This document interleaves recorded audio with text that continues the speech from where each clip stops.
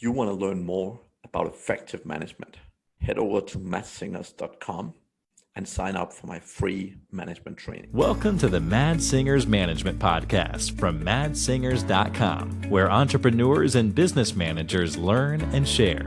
If you like the show, don't forget to leave a review. Hello, and welcome back to the Mad Singers Management Podcast, joined by John Rennie. Welcome, John. Hey, it's great to be here.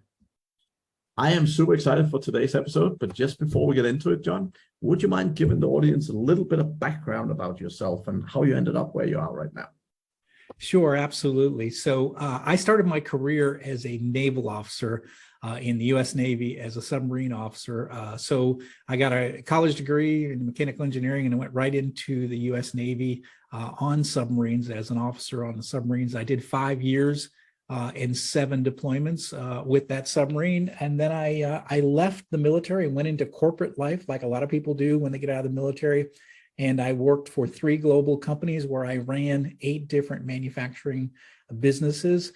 And so teams up, all sorts of sizes, different teams, different sizes of plants and businesses, but basically manufacturing in the manufacturing business. And then 6 years ago, I unplugged from corporate life and started my own manufacturing business here in North Carolina in the U.S. And we manufacture products for electric utilities. So we make the transformers and the switches and the fuses, things that the utilities need to keep the lights on. So we help keep the lights on in my business. And I also, in the last sort of 10 years or so, I've been doing a lot of writing on leadership. Written 3 best-selling leadership books, and I run a podcast called Deep Leadership, where I interview business leaders, military leaders, and try to get the best out of them. So so that's who I am in a nutshell. Fantastic, John. Fantastic. So just before we kicked off the podcast, we talked about a very simple concept, which is every sailor is important to the mission. Tell me a little bit more about that.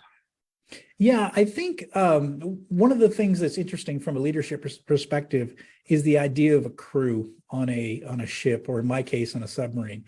So if you think about a ship is nothing but a cold hunk of steel in a harbor, and it's the crew that brings the ship to life, right? So our people bring our business to life. Without our people, we have nothing. So we might have fancy plans, we might have a good business proposal, we might have great investors, and we've got an idea and a vision, but without people, we won't bring those ideas to life, right? So people bring our business to life. And so sometimes, though, we forget that every employee is important to achieving that mission and that goal. And so one of the things I learned in my time in the submarine is that every sailor was critical for the mission. And that meant every sailor. So even your most junior employee or a junior sailor was responsible is important for us to carry out our mission.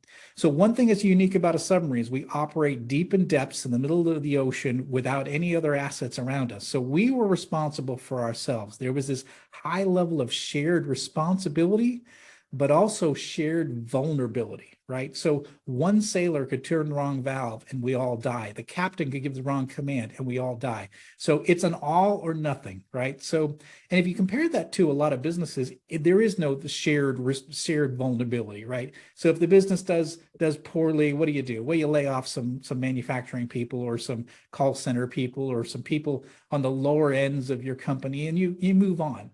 There isn't a shared vulnerability. So it's not an all-in proposition. And so we don't take it as serious as we did in the submarine community.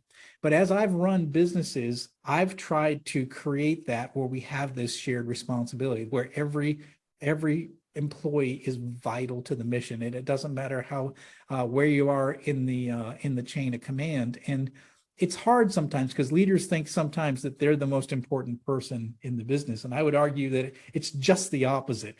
The person that is making products that are going to your customers, who are answering the phones, talking to your customers, who are at your front desk, interfacing with your customers, they are the most important employees in your company. And we've got to sort of invert that pyramid where our roles as leaders to make sure they have everything that they need to be successful. They are a super important part of our crew, and we need to make sure we elevate them and make sure they have everything they need to be successful. Because in the end of the day, if they're successful doing their job, more customers buy our products, our business grows, and we can have more success. And we've got to remember that. We've got to forget that sometimes we think we're special because we're the leader. We're not special. We just have a different role to play than the other employees in our company. Well, let's turn it around a little bit and say, if you are that important, you're doing something wrong. Right. There's definitely some leaders that are that critical to the organization, but that is because they've not understood business, right? Yes, absolutely. I think sometimes leaders try to make it all about themselves, like they're the only authority and they're the only decision maker and they're the only ones with the knowledge to run the business. And I learned that early on. I got my first manufacturing plant at 32 years old, and I thought I needed to have all the answers. And I started in that role, like trying to be the authority on everything. But I was 32 years old. There were people working for me that have been in that plant 30 years. Once I figured out that I didn't need to have all the answers, but I needed to tap into those experienced employees and tap into their knowledge and their experience, that's when I really learned how to lead. So, I always say the collective wisdom of a team is much greater than the ideas of one manager. So we've got to tap into that, and we have to be willing to be humble enough to shut up and listen to the ideas of our teams, and then sort of integrate the best and brightest, ideas and bring them together and help make the decisions for how we're going to move our business forward. The big question, John, is how do you do this? Like, if I'm running a business today, how do I actually implement this? Yeah, so this is really interesting. And one of the things I observed when I came out of the military and went into business is that there's physical separation between different, departments or different classes of employees, right? So typically, like I've been in manufacturing businesses, the shop floor people are over here, the engineers, the sales guys, the accountants and everything, they're over here. And these guys have air conditioning and they have free coffee. And these guys are out working in, dusty environments and dirty environments. And we don't have this common view of what the business is, right? So the people in the office might think, well, everything is great because it seems like everything is great in their view of the world. And everybody in the shop floor thinks maybe everything's bad, and it's because their view of the world. And it's because we don't share a common view of the business. And one of the things on a submarine is that we didn't have any physical separation. We operated together. So I stood these long watches with people that worked for me. I stood 6-hour watches every day for months on end with the same people. I got to know them intimately. They saw life on a submarine the way I saw life on a submarine. We had a common view and a common understanding of what has to happen and what needs to happen on the submarine. So when I came to this, when I came to running my first plant, I realized this physical separation meant that we didn't have a common view of the business. So one of the things I did differently, and I implemented this in my first plant, and I carried it out throughout my whole career, is a thing called Fridays on the Floor. And it was a simple concept. And what it was the first Friday of every month for 4 hours, I would go work on the shop floor. I'd pick a different department. I would work in that department. And eventually we expanded that to all the management team. And eventually all salary employees would work out in the shop floor in different departments. Every month you go in a different department. And what I learned through that process is that, one, we built relationships between the hourly and the salary people. They saw what we did is important. We saw what they did was important. And then the other thing is we've got a common view of what was happening on the shop floor. We saw the bad procedures, the bad tools, the defective things coming down the line. We saw the business in the same way, and we worked together to fix those problems versus having this language barrier because we saw the universe in two different ways. So bringing everybody together, there's a show in America called Undercover Boss, and you may have heard of it or seen it. I'm sure some of your listeners may have, where the CEO goes undercover and works in like a low-level position in the company. Well, this is essentially the same thing, only we're not undercover. And I was doing it long before that show ever came out. But it's the idea of getting out and seeing the business as your people see the business. And that's where you kind of break down those walls between us and them. And that's been an important part of how I lead even today. And how easy is it to maintain? Like, so I totally see you, going out on the floor and so on. How easy do you feel it is to maintain and establish and really do this on a regular basis? Yeah, so it's funny that you say that, because when I first started, I was just doing it myself, right? I'd go out and I'd work for 4 hours, and then I'd come back and I meet with our management team, and I was so excited. I'm like, you guys don't understand. I know what's wrong, how we could fix it. And they said, you're crazy. That's not true. We tried that in the past. This didn't work, blah, blah, blah. And so I realized they didn't have the enthusiasm I had, because they hadn't shared that experience. And so when they started coming on those visits and they started seeing it, they had the same experience I did. They got excited. They like, their eyes were open. So I think in the beginning it was sort of unnatural, right? It was not, it was definitely out of people's comfort zones, included the hourly and the salary. They're like, this is uncomfortable. I got to teach this guy what I do. But over time, we saw the value in it. Both the hourly and the salary employees saw the benefit of it. So it's sustainable in that it changed how we thought about the business and how we acted about the business, and and the other thing the employees saw is that we treated them with respect. We cared about their opinion. Suddenly it wasn't just us and them. It was like, oh, these guys actually care about what we think about all day long. I mean, who best knows what to do in an operation but the people who've been doing it for 20 years, and that have all this pent up ideas that have never been listened to. And so I really encourage, I think that's the biggest untapped potential in most companies is the knowledge that's out with the people that are adding value. And how do you tap into that knowledge, and how do you, as a leader, use that knowledge to make better decisions in the business? Yeah, that totally. Have you ever had sort of experience where kind of you undermine the direct manager a little bit? Because sometimes when you have multiple layers and you have a direct manager above someone on the floor level, and they've been telling for years, like, no, we can't do that, and suddenly you're there and you're like, we're doing this thing. Like, have you ever seen issues coming from that? Yeah, so absolutely. People are selfish, and they're focused on self-preservation. So a lot of times you'll have people in between me and where the value is added that are trying to protect their job, and they're trying to limit the amount of information I see, and painting a rosier picture than maybe what really actually exists. So yes, absolutely, that's a big problem. And especially as I moved higher up, as I got into the vice president levels and things, I would show up on the shop floor, and I made a lot of people nervous. Like, oh, what is he going to learn? What is he? But I wasn't doing it to undermine them. I was doing it because I think that managers need to connect with what's really going on. So a lot of managers tend to make decisions in conference rooms and in meetings far away from where the action is, and they assume they know what's going on. And one of the things we learned in the Navy was expect what you inspect. And so the idea is go out and see it for yourself, touch it, feel it. And the other thing is, maybe it's a little bit threatening, but it shouldn't be threatening.